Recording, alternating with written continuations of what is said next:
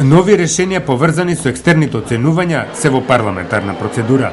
Министерството најави дека ќе се воведат од следната учебна година. Се очекува екстерните оценувања да обезбедат валидни, објективни, веродостојни информации за постигањата на македонските ученици на ниво на држава.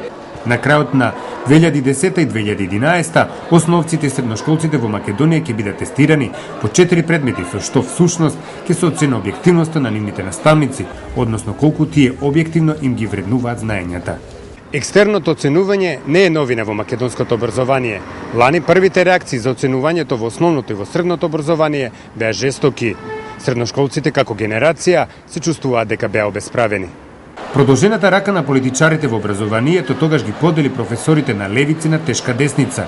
Секој од вклучените страни беа затечени од начинот на спроведувањето на реформата. Државата не ги подготви наставниците за новиот начин на оценување на знаењето на учениците, така што тие крајно се поларизира. Затоа и ова реформа има јалови резултати, смета професорот Жидас Даскаловски.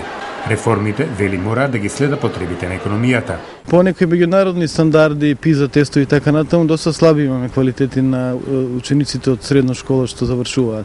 Така што голем дел од работите треба да се поправат на ниво на средно образование. Значи не само во технички аспект, на пример компјутеризација на школите, туку и квалитетните кадри, учебници и самите курикулуми, односно наставни програми. Во периодот од 1996 до 2004 Македонија учествувала во неколку меѓународни студии за мерење на постигањата на македонските ученици, но од тогаш не била вклучена во ниту едно меѓународно истражување, се посочува во анализата на USAID. Дома пак, во 2000-та е спроведено првото национално оценување на постигнувањата на учениците од четврто оделение. Неколку години подоцна отпочна да се проверува знаењето и на осмоделенците. Паралелно со ова се менуваше законската регулатива и тоа за сите нивоа на образование. Со овие измени лани се воведе комбинираното оценување за учениците од четврто до шесто оделение. Екстерното оценување кое беше замислено со цел да се добијат реални оценки за македонските ученици беше под лупата на учениците, политичарите, а стигни во рацете на судиите од Уставниот суд. Дел од решенијата судот ги укина. Експертот на USAID Кит Прентон вели дека екстерното оценување представува сложен, комплексен и скап процес кој во одделни западноевропски држави се уште се имплементира. Други земји се обидуваат да развијат екстерно оценување многу години, а сепак тие се уште не го усовршиле тоа.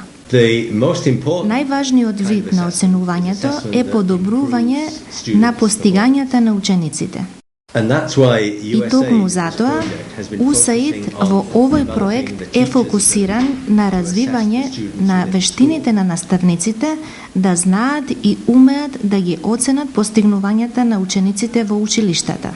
Според Прентон, странските искуства се различни и екстерното оценување има за цел да ги научи учениците да работат тимски и постојано да истражуваат. Професорот на Универзитетот во Глазгов Ернест Спенсер има друго стручно мислење. Тој вели дека во Шкотска 30 години се применува комбиниран систем на оценување, но веќе се размислува за промена на моделот на оценувањето, затоа што премногу се посветува внимание на она што е предмет на тестирање, наместо на наставните планови програми. Поради ова, посочува шкотскиот експерт, доведено во прашање веродостојноста на резултатите на оценувањето на шкотските ученици.